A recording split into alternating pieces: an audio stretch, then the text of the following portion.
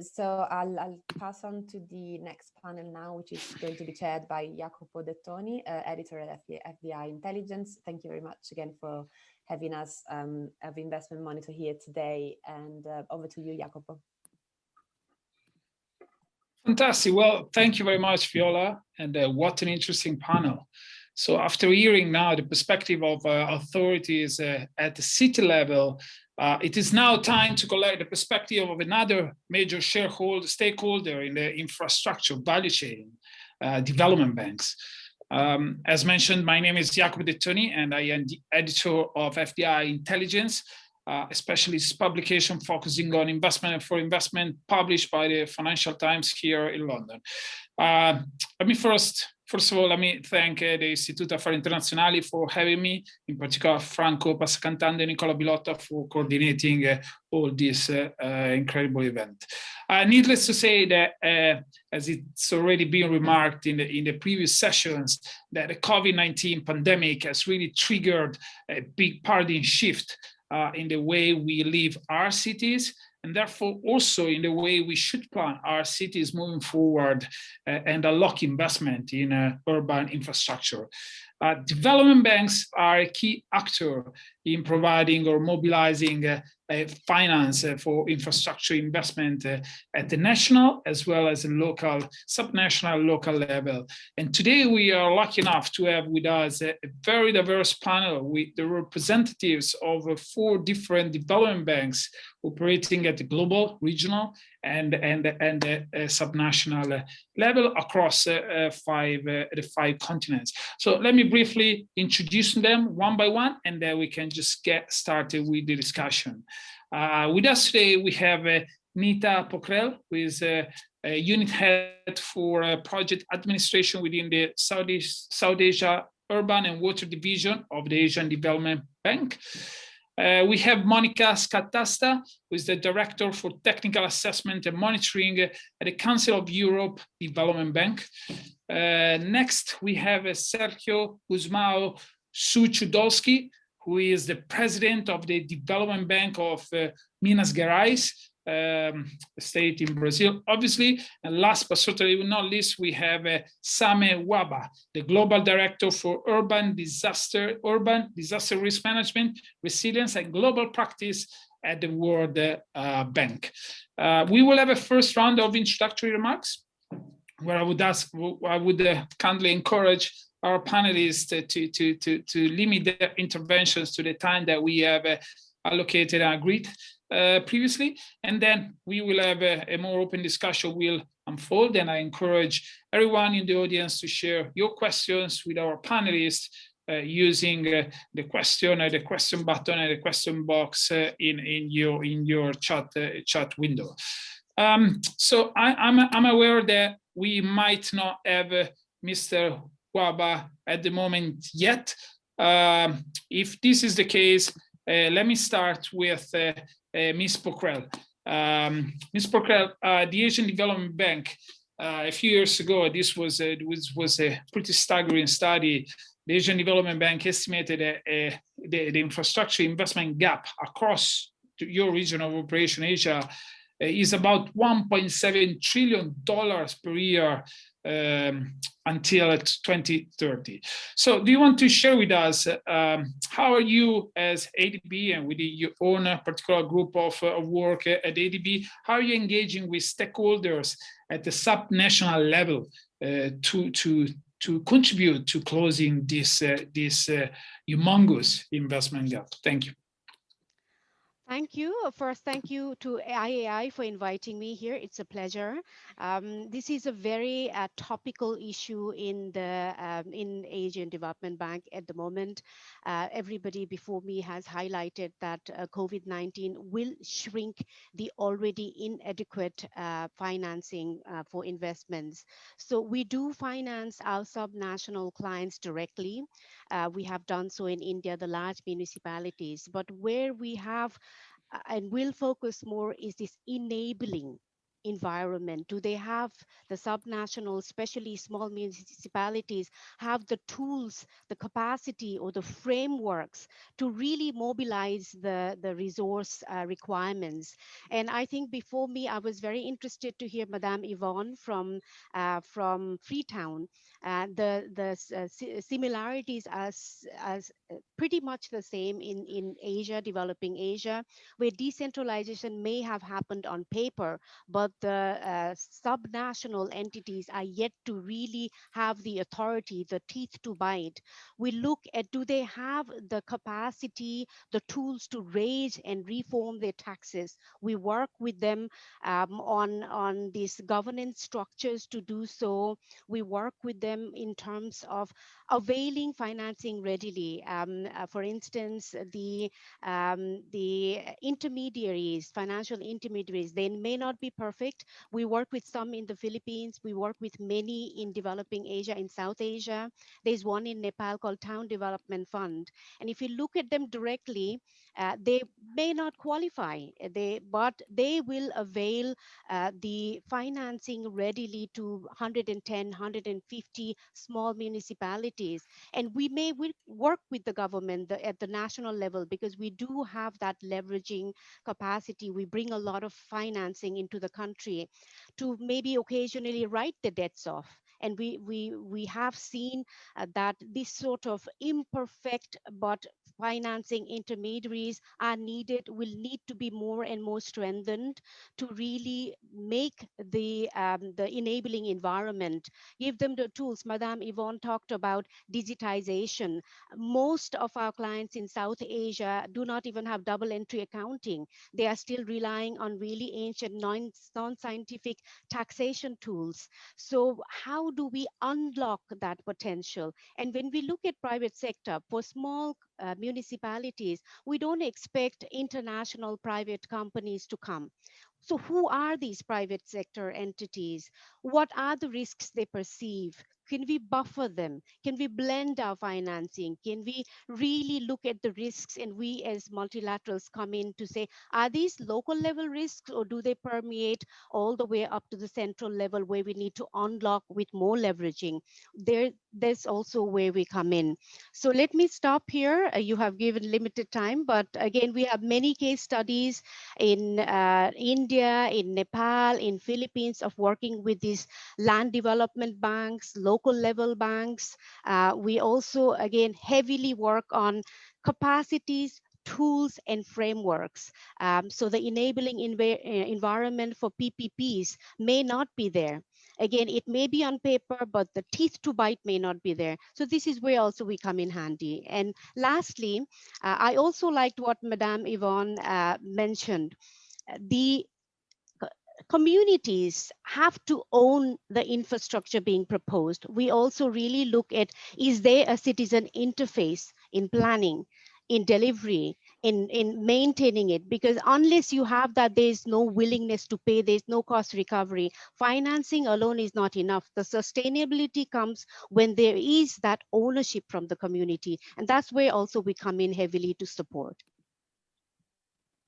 Okay, that's fantastic. Thank you, Ms. Pokhrel, for this introductory remarks. Just call me Neeta. Thank you, Neeta, and also very interesting to hear about like the kind of challenges that you might be facing in your region when it comes to the subnational level. Challenges like dealing with maybe with communities that where double entry accounting is not set up or function yet. So this really gives you a feeling of the magnitude of these challenges in certain geographies and communities. And I'm definitely curious to hear more about your own personal experience in dealing your own case studies as you define them, to hear more about the way you deal with these sort of challenges. But let me now bring in Ms. Scatasta.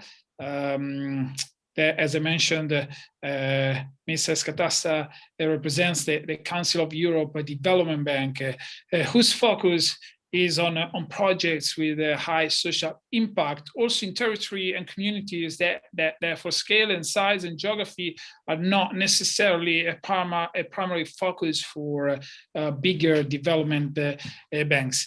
Ms. Scatasta, I understand that you also believe that a governance upgrade is needed, across the whole value chain of infrastructure investment, either it be a subnational government level, but also at the other stakeholders that participate in the process. So do you want to elaborate a bit further on the kind of governance upgrade that you want to advocate for? Yes, thank you, Jacopo, and good morning to all of the participants, and many thanks to the Istituto Affari Internazionali for inviting the Council of Europe Development Bank. Indeed, listening to the previous speakers, both in the first panel and in the introductory remarks, what really came to the fore is the set of challenges that are facing us in the capacity to address the chronic investment gap in infrastructure, particularly in social infrastructure, and also the specific challenges of local authorities. In this space, the CEB, the Council of Europe Development Bank, with its eminent social mandate, clearly, as you were saying, Jacopo, focuses on investment that promotes social cohesion, integration, and the focus on vulnerable groups. But in starting with the idea of integration, the importance of thinking in an integrated manner, which has come across very, very often in the interventions so far, we are clearly focusing in a much more, let's say, intense manner, starting with our 2020 to 2022 strategic plan on integrating social inclusion with environmental sustainability and climate action as well. And this focus on looking across silos in terms of objectives, but also thinking in an integrated manner at territorial level has really been discussed also so far. So we look at integration in two ways, both horizontally, supporting therefore integrated planning at city level or regional level, at appropriate territorial level. We have worked with cities across, as I said, there are 42 member countries. I can give you the example, for instance, of one city that we've been working with in Albania, Vlore, where indeed we've been focusing on supporting the development and now the implementation of a citywide urban regeneration investment program in partnership with the government of Albania, in partnership also with the European Union and the Albanian American Development Foundation.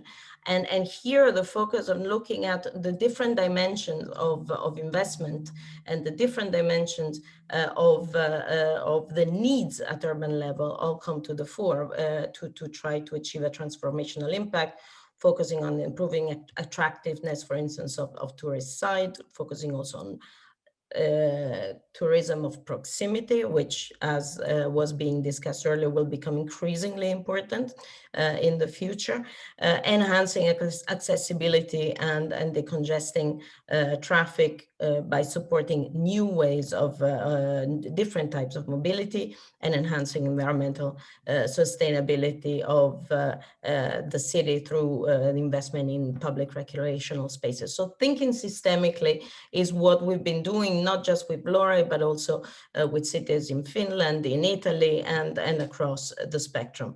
Now, this is one area. So taking the territorial approach, support the territorial level, thinking very locally and very close to the local space. And as the previous speaker was saying, also working and being able to finance also smaller centers very often through financial intermediaries, which enable us to reach a larger number of smaller entities, and in the case of Albania, for instance, the Albanian Development Fund. Now, what's important when we think of governance, and I want to link also to something that the mayor of Freetown said, but also Deborah Revoltella earlier, is not just about the territorial development, the territorial approach across sector, but it's also the integration vertically, the importance of making sure that the voice of cities, that the requirements, the requests in terms of investment needs is actually taken into consideration, for instance, now in the drafting of recovery plans, and therefore that this dialogue between the national and the local comes across. And this we've seen in our dialogue with mayors is not necessarily always the case. We've seen, for instance, a focus on new investment when needs maybe were more on the need to finalize and complete existing investment. So there's really an issue of dialogue, as has been said so far. And I think that with our capacity to speak both with national government and with local government, we can have a role to play. In the vertical integration aspect, so the multi-level governance type of challenge, I think another, and I want to take a specific example from one sector, the water sector, where underinvestment is also a challenge, continues to be a challenge, and it's a sector where indeed investment can generate both social and environmental benefits. And here we have been discussing for many, many years, and still the solutions are not necessarily in sight at scale, the difficulty of addressing investment that looks at the appropriate territorial scale, at the river basin scale, and that addresses therefore these difficulties that come with multi-level governance.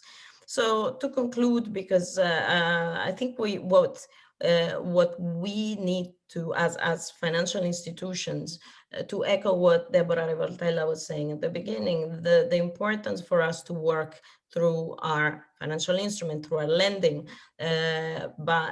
but also through our advisory role with and strengthening the capacity of local governments, but also strengthening the dialogue between local and national is fundamental. And by doing that, by strengthening the capacity, by supporting the quality also, and the capacity to reach the intended impacts of investment projects, in and of itself, we can help private finance identify infrastructure as an attractive asset class, particularly at this time where the markets are facing high liquidity, very low returns, and where private investors are increasingly trying to seek investment that demonstrates value.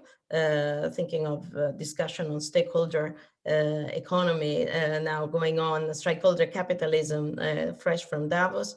But also investment that appropriately manages climate-related and environmental risk. There are increasing demands for that, and the role of IFIs in assessing these aspects and therefore demonstrating how we can invest locally in infrastructure that do that can play a role in attracting private finance alongside clearly the structured finance, the de-risking aspect, elements that Neeta was talking about earlier.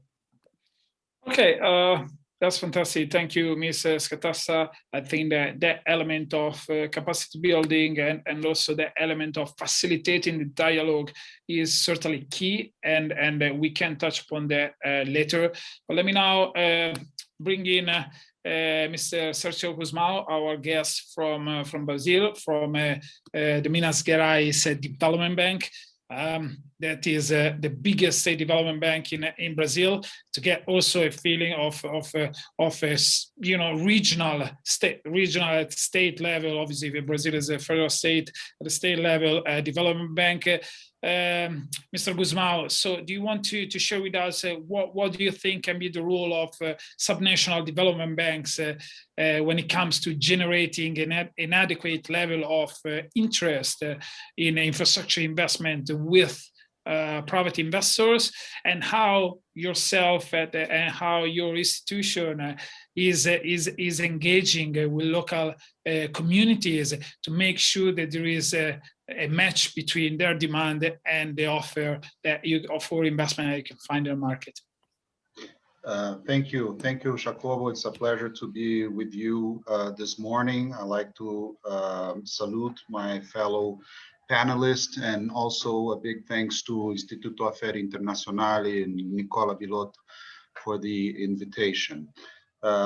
Indeed, this is my third incarnation in development banking. I have worked for the National Development Bank of Brazil, BNDES, that it's widely known. I have been the Director General for Strategy and Partnerships at the New Development Bank in Shanghai. And I've been serving as president of BDMG, which is a 58-year-old institution in Brazil since April 2019. So I'm almost completing 2 years here at BDMG, and we were able to gather a very technical team in order to strengthen our capacity and serve our clients. Minas Gerais is the second largest state in Brazil in terms of GDP and population. It's a very historical part of Brazil. It's the heart of Brazil in a sense. And we are also the state in Brazil that has the larger number of municipalities. So there are in Brazil roughly 5,500 municipalities throughout the country, and 853 are located in Minas Gerais. So we are really specialized in financing SMEs, medium and larger companies, but we have 11% of our portfolio dedicated to municipalities. And I'm talking about some of them being very small ones.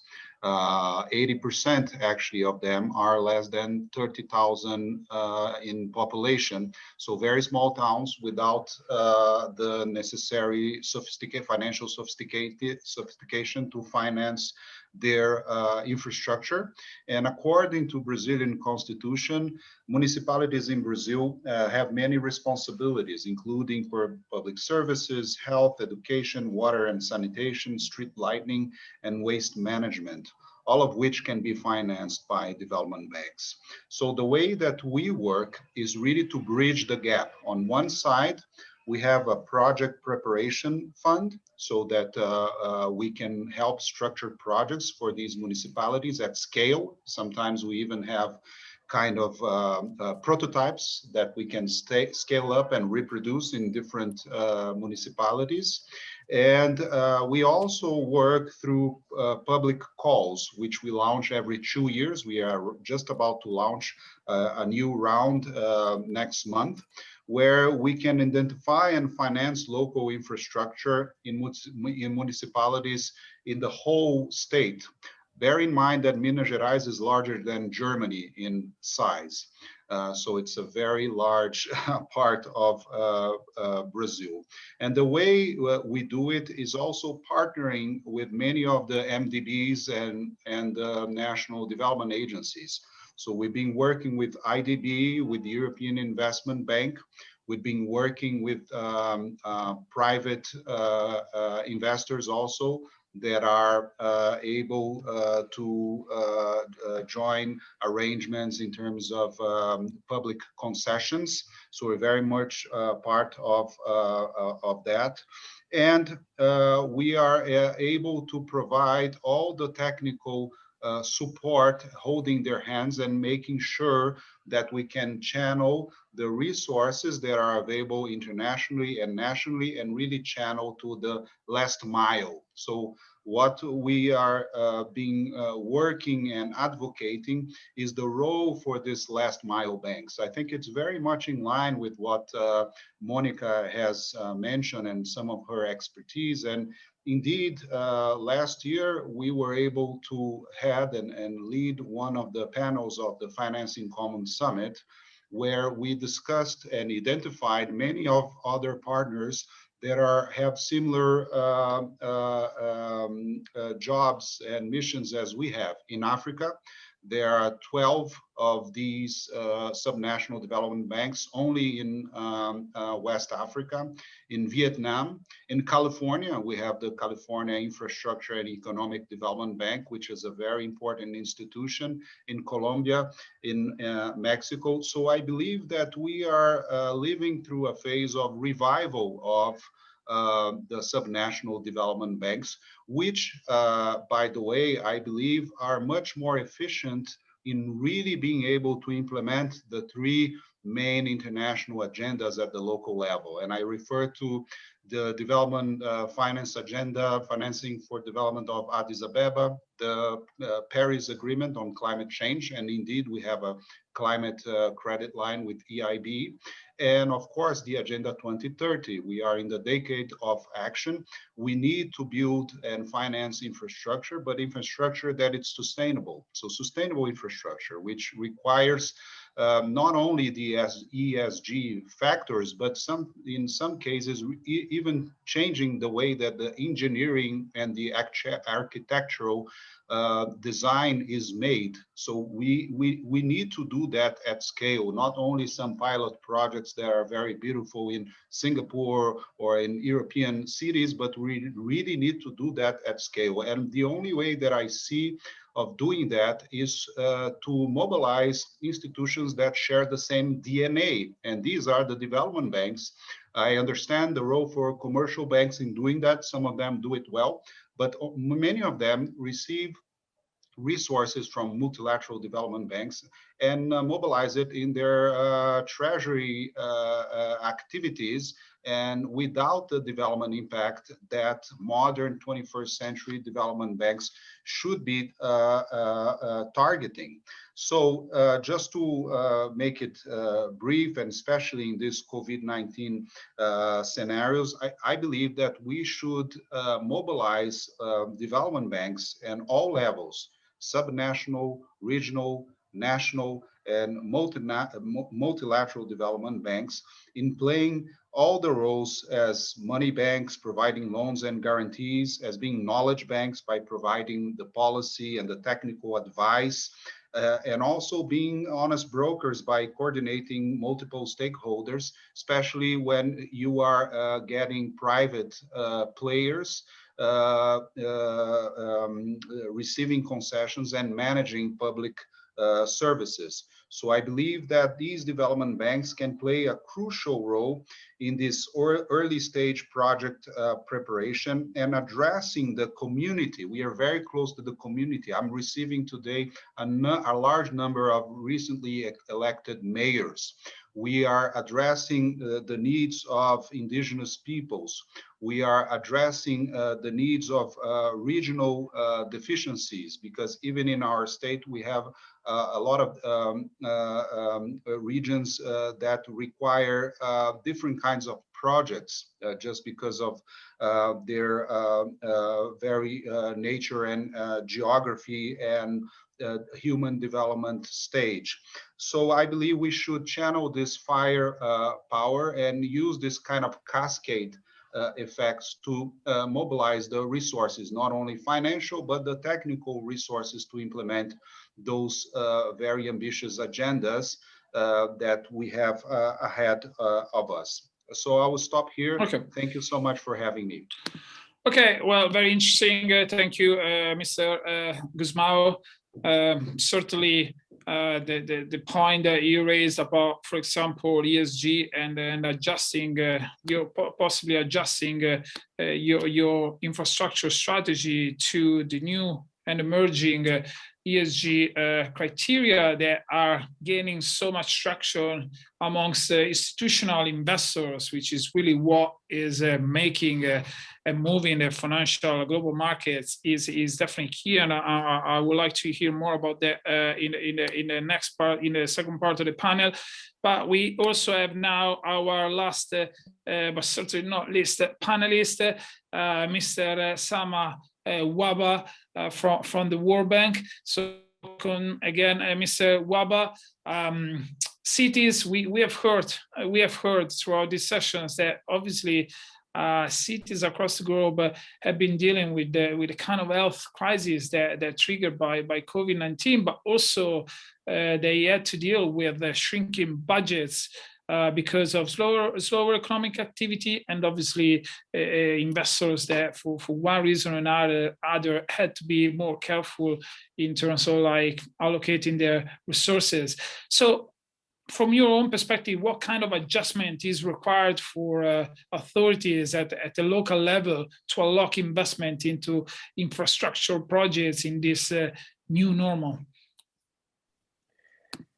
Thank you, Jacopo, and good morning, good afternoon, good evening to everyone, and thanks for the invite, Franco, Passacantando, for inviting me to join you here.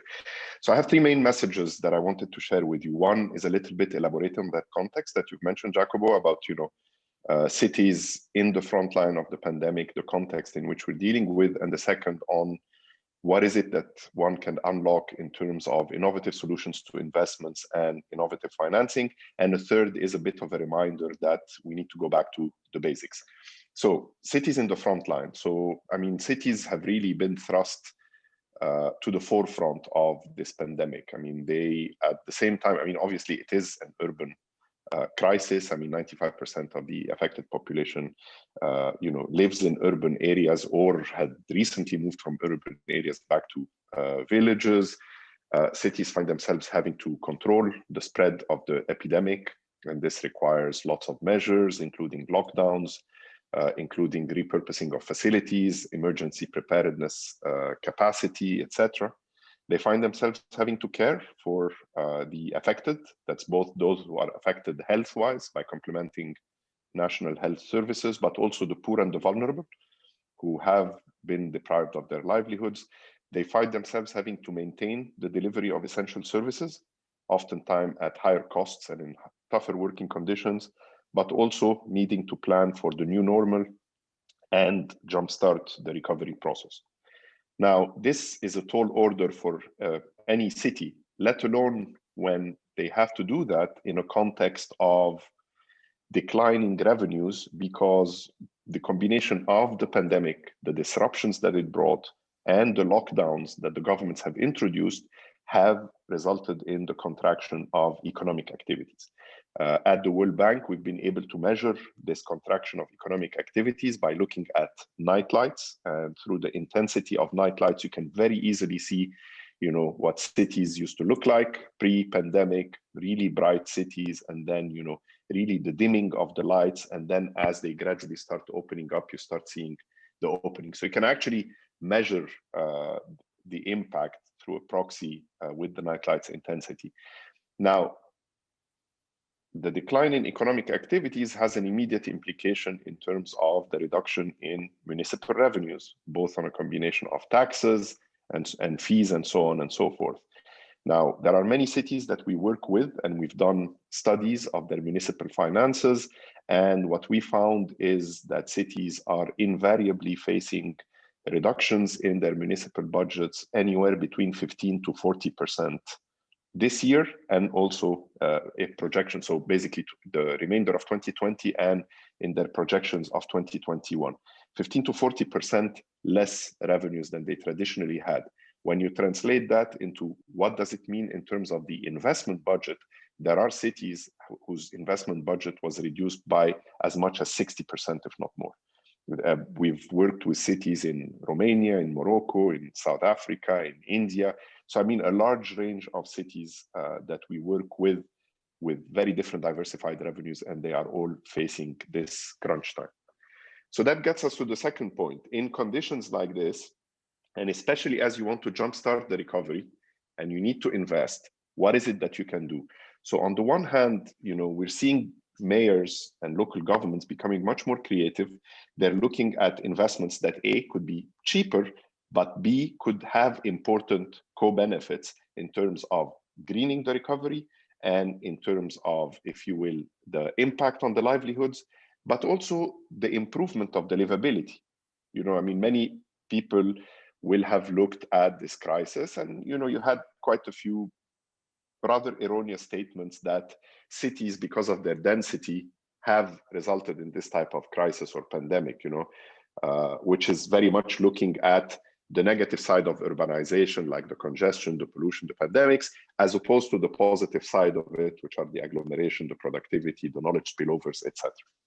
So, and the answer to that is very easy. It's not about density. it's about the way density has been managed. Because I mean, you can look at cities like Singapore and Seoul, and they've managed to handle the pandemic, very well. And these are cities that are dense.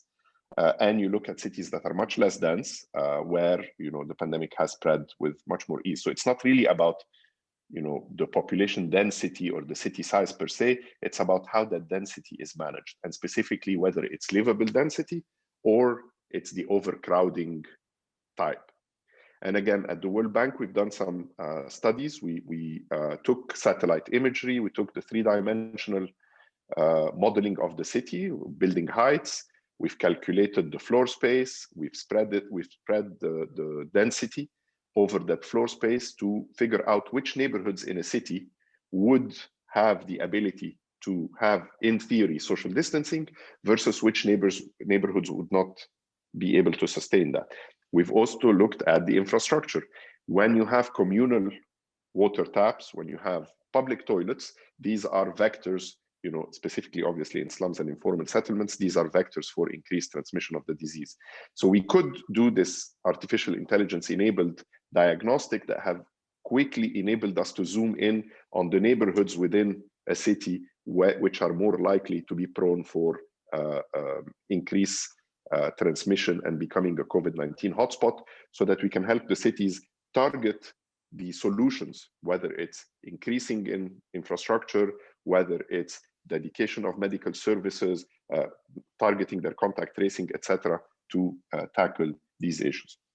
Now, as cities are starting to look to do investments with less resources, but investments that have quite a few co-benefits in terms of the greening, in terms of the social impact, we found that these types of investments have also targeted livability to make cities more livable. So you get the interventions like retrofits of facilities, public buildings, energy efficiency retrofits. It's the type that saves you money with life cycle costing. It creates jobs. It makes sense. It improves the livability of the built environment. Quite a bit of investments in improving public spaces, in introducing cycling lanes, in introducing wider sidewalks, etc., creating conditions from non-motorized transport, all the planning, thinking about the 15-minute city and trying to bring more proximity between people and, if you will, their day-to-day needs. And these are the types of interventions that are not per se capital intensive, but that could jumpstart a recovery process and could also have an impact in terms of the population. Also, cities have activated their safety nets to support, poor and vulnerable population.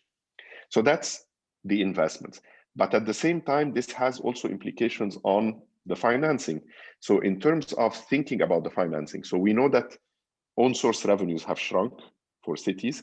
We know that intergovernmental fiscal transfers are disrupted. So at this moment, this is when you start looking at what is it that you can enable private sector participation. So thinking about public-private partnerships, creating conditions to bring private investment, putting these on a trajectory of creditworthiness.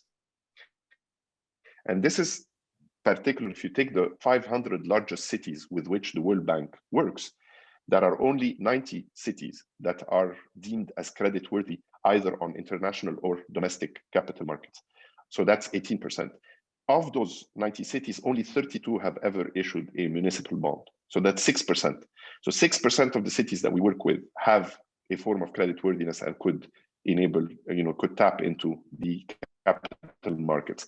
So thinking about what is it that you can do to strengthen the creditworthiness of cities becomes obviously critically important. And that's not something you can do overnight. This is something that takes a long time. You need to build their revenues and diversify them. You need to rationalize their expenditures. You need to think about what assets do they have and how can they leverage these assets. You need to think about their contingent liabilities. So there's a whole lot of things that you need to think about, the regulatory environment for private sector participation, etc., to put these cities on track. Lastly, you think about land value capture. As you're contributing towards urbanization, you are, with your planning decisions and infrastructure decisions as a city, increasing land values. Thing that says that you cannot share part of the vote to share it back into financing that infrastructure. One last concluding statement. It is important to think about innovative financing, but at the end of the day, what is critical is not to forget the basics. The basics are own source revenues. You need to diversify these revenues.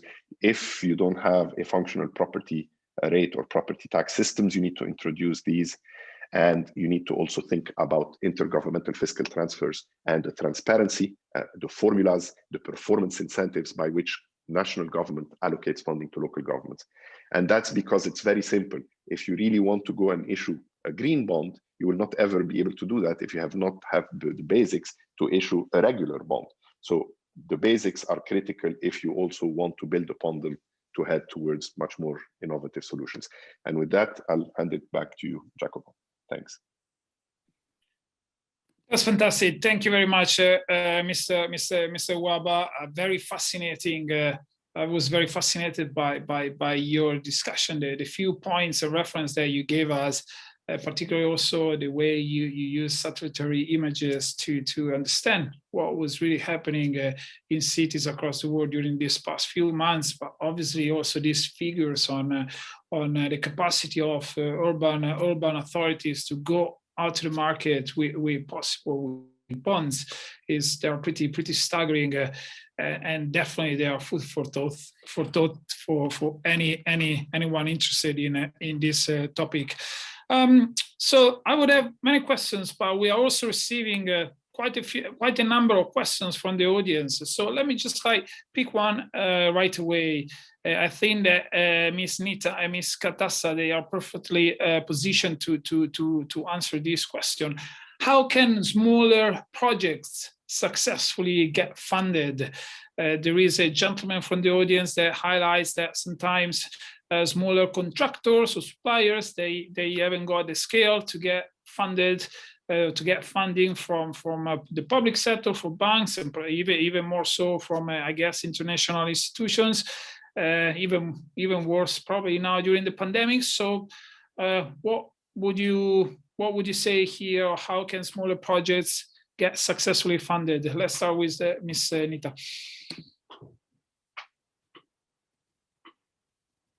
You're still on mute, Ms. Neeta. This is the mantra of our times. Yes. Thank you. It is correct in terms of funding smaller projects or private sector projects. We have a private sector department, but they look at bankable projects. As Sameh said, the cities or the entities that are credit worthy will get priorities. But there are many tools, there are mechanisms, there are country programming that we do where the voices, the needs will come through this, what Monica also highlighted. We do bridge the subnational and national level dialogue. We do have processes of trying to engage with the smaller private sector entities. And now all the more with COVID-19 recovery phase, we are looking at how do we help private sector build green, with that topping up that is required, that banks like ours can help buffer, not only with the risks, but also the resilience, the adaptation measures that are required. So here again, the linkages, we have different entities in between, in MP, Madhya Pradesh in India, in Tamil Nadu in India, many state structures that we work with, who work with smaller municipalities. So again, these first, second, third degree dialogues through which the needs will filter through, and we do fund them. Okay, that's fantastic, Ms. Scatasta. So what's your perspective also, again, enabling smaller projects also through a better dialogue between subnational and national level? And I think that also it would be interesting to understand whether, what's your perspective, obviously, when it comes to subnational and national authorities, a dialogue between the two parties. Are we talking about a political dialogue or a technical dialogue? Because I guess that this is also part of the question. Thank you. Yes, let me address first the specific question on how can we ensure that financing is available also for smaller investment. I know you mentioned contractors, so I think there's also another layer to that question, but I'll park the contractor side for a moment. So I was talking about earlier about the importance of, in addition to going for specific infrastructure investment at greenfield level, but to look at the whole investment program of a city or of a region. And that's what we've been doing. I gave you an example earlier, but basically we've been working together with cities to look at their whole investment program, and in the dialogue with the city, one of the objectives is very often to also try to identify innovative solutions, smaller scale, nature-based solutions that may, as Sameh was saying earlier, also decrease the cost of achieving a certain objective and at the same time have multiple benefits. So through this dialogue and through looking at the program as a whole, you can federate larger and smaller investment in a whole package that then is easy, has a scale that is big enough for a financial institution to come in. Another way, I was talking about work through financial intermediaries that work then with municipal entities to be able to reach a multiplicity of small municipalities or even at village level, where with the size then of the investment and the presence of local contractors in the implementation of those investments will be clearly an element. So that's something that all MDBs have been doing. We've been doing it for a very, very long time. So there's nothing new. I like the point by Sameh of going back to basics. And I'm going to latch on to that because earlier I was talking about the ways in which the private sector indeed can be brought in. But I think that the complementarity, the point made by Deborah at the beginning on not forgetting that certain investment will remain also eminently public, apart from what Sameh was saying earlier about the importance of making sure that your revenues are there if you want to go to the private sector side. But the issue that certain investment, particular investment that is focused also on more vulnerable groups in particular in terms of social integration, might remain and will remain eminently public, and public financing, the financing of FDBs for public entities will remain central. One more thing that I wanted to say going to this, because I forgot earlier about the small investment. Think about the potential that we have now also through microfinance, for instance, to reach to support investment in refurbishment, renovation of the built space, the living space. As Sameh was saying earlier, it's not just a question of concentration. It's not just a question of how big the space that you have at your disposal, but of the quality of that space, the health of dwellings, and that is something where through our microfinance lending we've been able to support investment in refurbishment, support investment in energy efficiency, which has this triple whammy of environmental, social, and employment creation. So there are an enormous number of solutions, and we have those in our hands, and we are supporting them. You asked me a tricky question. I'm not going to try to skirt it. I'm going to answer.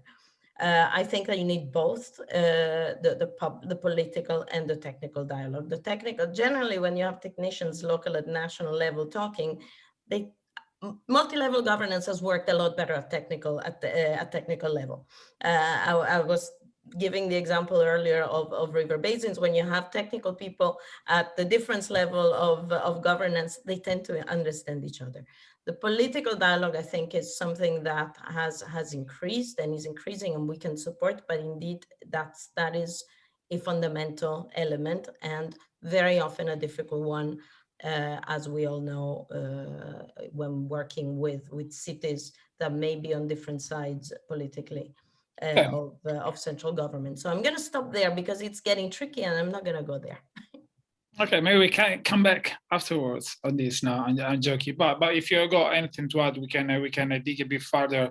But Mr. Gusmao, let me ask you also this. Your institution is probably like pretty close to your is a step closer to local communities. So how do you try to bridge this communication gap between the local level and the national or even regional and international level when it comes to matching funding needs? Well, indeed, Jacopo, that's the beauty of our job, right? One day we are in very small villages of the Brazilian semi-arid, which is kind of very dry area of our northern part of our state. And the other day we are attending COP25 in Madrid and talking to multilateral development banks and our colleagues from IDFC, the Club of National and Regional Development Banks. I also have the honor to be the president of the Brazilian Development Bank Association. So there are 34 development institutions in Brazil, spread out, all shapes and sizes. It's a very vibrant institution that it's now 51-year-old. And what we try to do is really to share the knowledge. I was listening to Mr. Wahba, and I agree in part with what he says. I think that strengthening the credit worthiness for cities works very well for larger cities that will be able to issue bonds. Maybe 10 or 15 in the case of Brazil, maybe Hanoi can do it in Vietnam, you know, Shanghai and all the larger cities in China. But I think once you go to the second tier cities, they will not be able to do it. And I think there is a role that multilateral development banks sometimes play. There are beautiful examples from Asian Development Bank, from IDB, from other banks, but not that regularly, which is through the credit enhancement mechanisms. Just to give you an example, we have ourselves just issued a first SDG bond. Yes, SDG bond with the framework in place, with the second party opinion, and we registered it in New York through a private placement with IDB Invest, the private arm of the Inter-American Development Bank. It was a costly operation, but we wanted to start our international career in the bond market. It was very important. We had discussed with London and Luxembourg of doing an issuance in one of those stock exchange, but we couldn't do it because of our rating, because our shareholder rating pulls us down. The financials of the bank are very good. We never had any kind of mismanagement, but unfortunately the shareholders rating pulls us down, although we are a few notches above it. And I think that in these situations, using the AAA rating of the multilateral development banks is very efficient in really bridging the gap so that our bonds can be attractive and that we can issue them recurrently, not only one pilot, you know, kind of a beautiful issuances. So I think this is an example of how you can mobilize private capital, even or some of the institutional investors, and catalyze private capital for local investments. The other way is how I explained before, which is really using our expertise, using blended finance, using concessional finance for riskier areas or more greenfield, sort of out of the beaten track. I think this is where we should really play the additionality role that it's very much discussed internationally. But we only have a few examples, a few transactions as of today. And I think that we need to multiply that.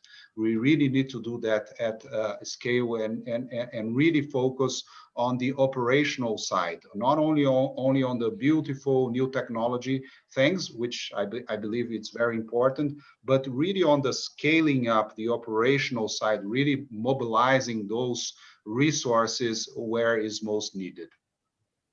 Okay, Mr. Gusmao, thanks a lot. Also interesting points about like raising finance through multilateral development banks and their credit rating prowess, if you may.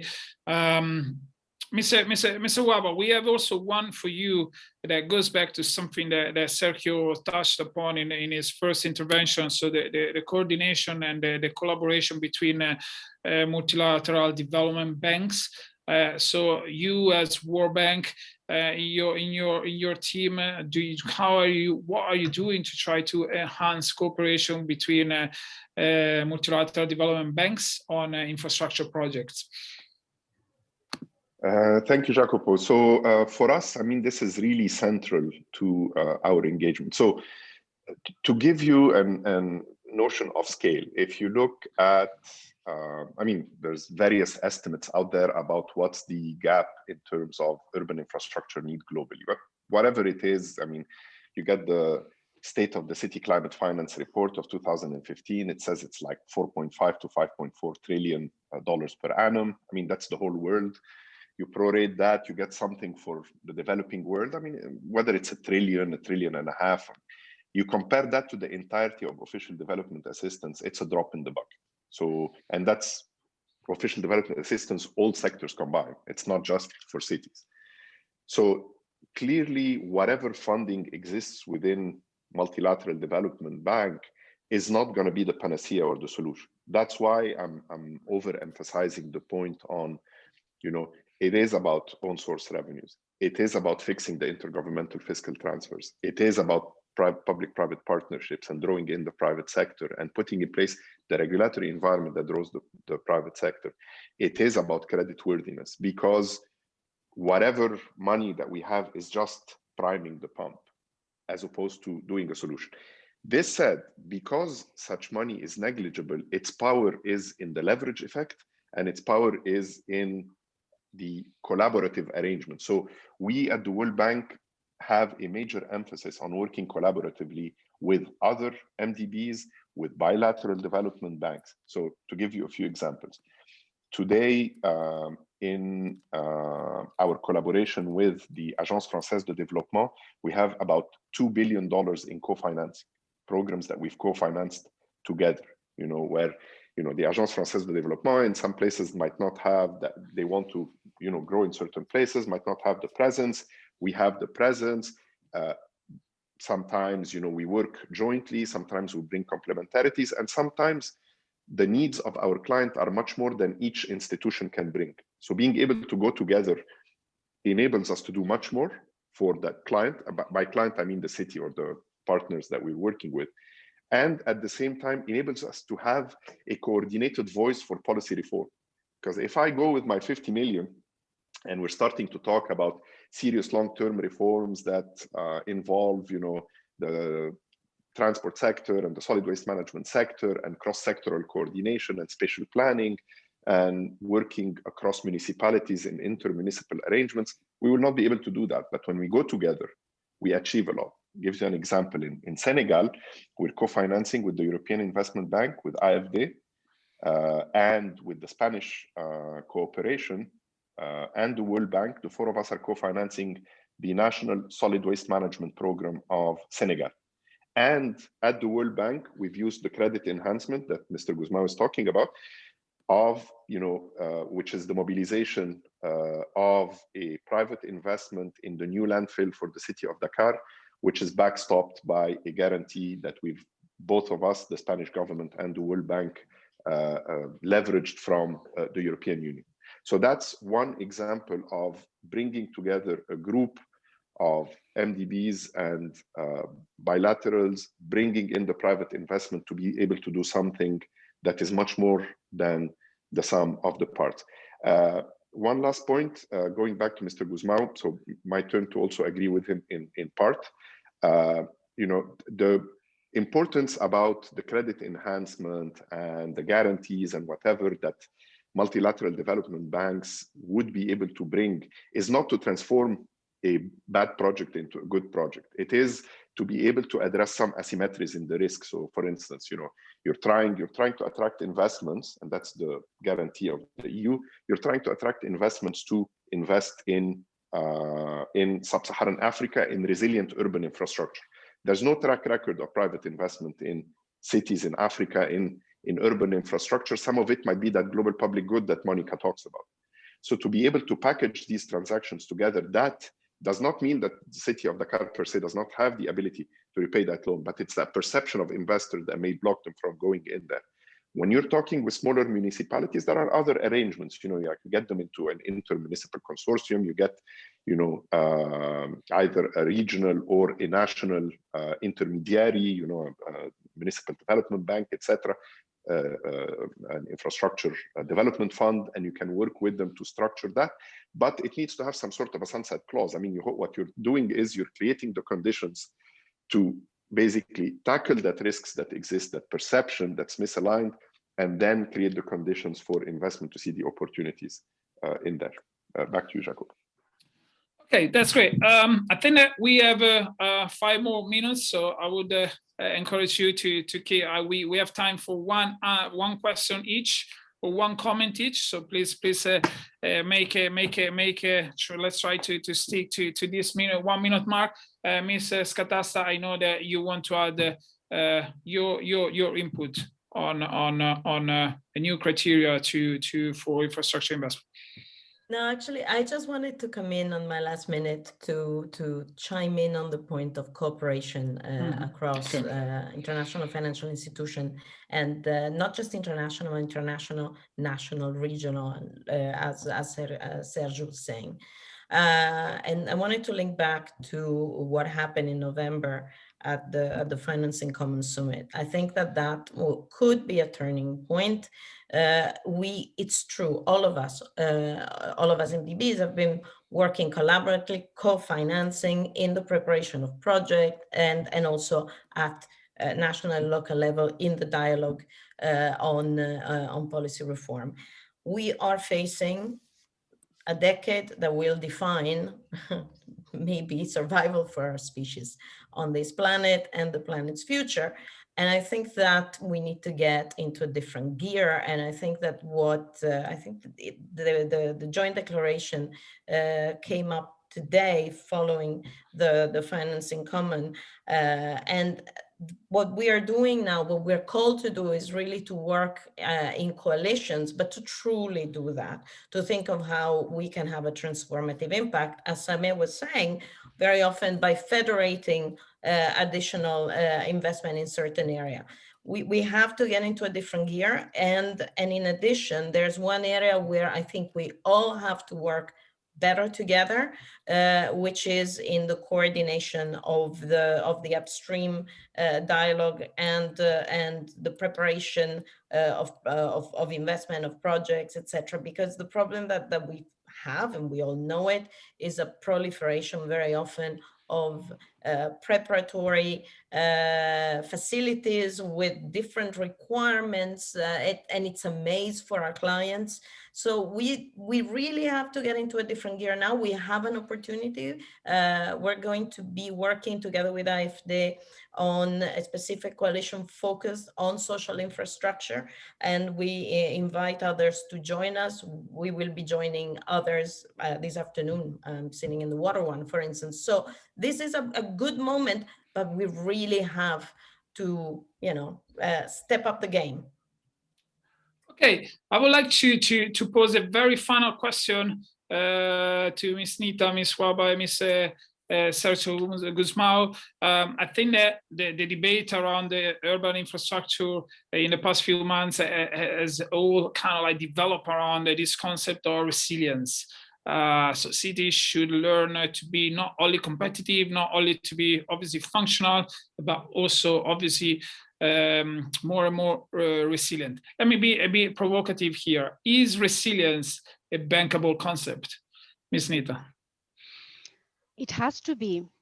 The GDPs are shrinking. We think in developing Asia, it will shrink post-COVID anything between 6.5% to 9%.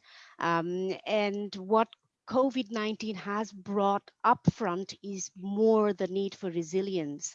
But again, going back to how do we be resilient? It's just not, we can't say to the cities that go and fund it. We are driving ahead to build for SDGs, to recover.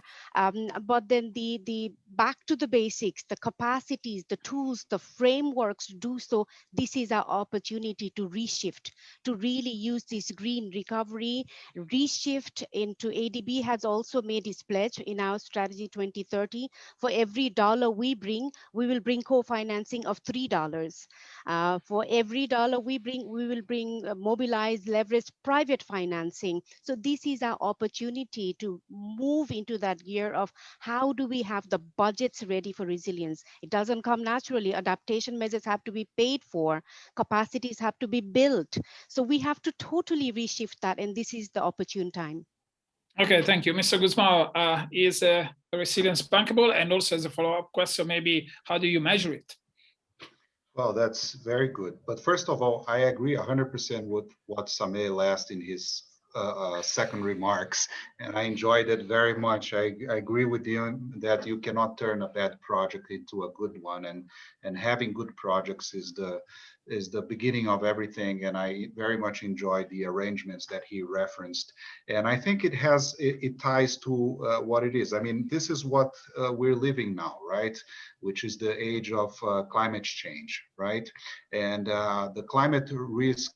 The climate risk metrics are already being used by commercial banks, by ourselves, by our risk areas. This has been going for some time now in multilateral development banks as well. As long as this is taken into consideration for the building new projects, especially that has the mitigation and adaptation schemes embedded in their design, I think it creates an opportunity again for us to really transform, to do the great reset, but really doing it in a sense of, okay, how do you go about it in engineering, in the financial schemes, in all the frameworks that you need? How do you walk the talk? I think this is the real challenge ahead of us in this decade. I couldn't agree more with all the other panelists in the examples that they provided. Okay. Mr. Wahba, we really have time for your very final remarks. Absolutely a bankable concept. You know, basically as a mayor, if you're trying to attract investment, you're trying to create jobs, you're not just selling the enabling environment in your city or the infrastructure or the skills of the workforce, you're selling the city's resilience, you know, resilience to shocks and stresses, its emergency preparedness and response capacity, its ability to make sure that when it floods, you know, business operations are not interrupted, that when, you know, there's an earthquake, there's no casualties, the city doesn't come to a standstill. I mean, when you look at the amount of investor surveys where they opine on places that, you know, because of the shortages in electricity, the amount of lost production, because of this, because of that. So selling resilience as a metric by which you differentiate your city relative to competitors with investors has been, I've seen it in China. I mean, Chinese cities selling that to their to firms and investors seeking to locate. So definitely a bankable concept. Okay, how you measure it becomes a much longer thing. So maybe I'll stop here. That's a topic for a new panel discussion. Well, thank you very much, Sameh, Wahba, Sergio, Gusmao, Suchodolski, Monica Scatasta, and Neeta Pokhrel. It's been a fascinating conversation. I think that, you know, this infrastructure investment is such a topical issue moving forward, and even more so while, you know, governments across the globe are coming up and designing their recovery packages. And so definitely is something that the global, the public audience, and there is need for these workshops. And I think that, you know, today we have made a small step forward, but there is definitely need for more. And I leave it now to Franco Passacantando to add further steps to this conversation. Thank you. Thank you, and thank you to all. I hope you found this workshop, this webinar, as interesting as I found it, and I really appreciated very much all your contributions. Would like to conclude with 3 remarks. First, is it right that the G20 addresses this issue? I mean, it's as I said, you know, first time we said that we should propose for the G20 a focus on local infrastructure. It sounded strange. Why is G20 having to deal with the local infrastructure? Actually, what I've heard today, it confirms that if the G20 is able to really raise the attention of the international community on this important aspect and not just on macro issues, and I think the contribution to really overcome to the crisis in which we're in will be great. So I have this confirmation, and I thank you all for this. We, by the way, our ambition is to develop some principles that could be applied, in very general principles, and those are in the last part of our paper. So I really would like everybody to comment, to read them and to comment and make suggestions. Because then this is my second point. Definitely, we don't want to have a top-down approach on this issue.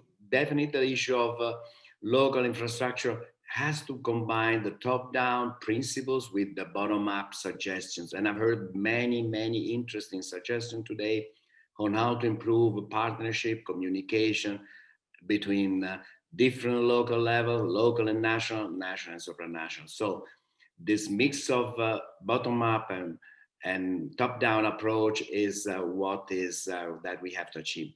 Final, the details. I've heard very, very many interesting suggestions on financing, on the need to go back to basic, of not relying too much only on external transfer, but set your house in order, develop your internal fiscal capacity, your own financial capacity, your own financial soundness as crucial.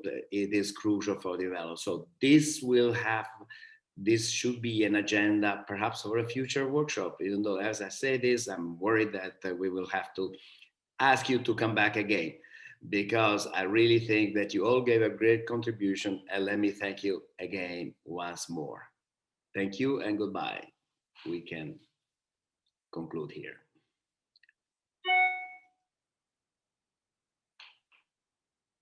Ciao.